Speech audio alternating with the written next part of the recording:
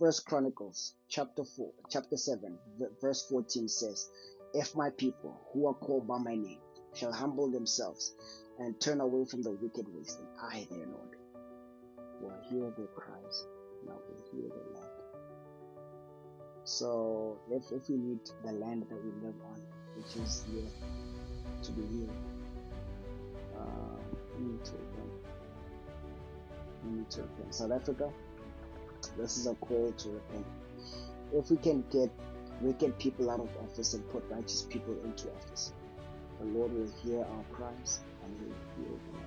That's a promise. Thanks for hanging with me. I'm closing today's broadcast with may the Lord bless you and may the Lord keep you. Shalom.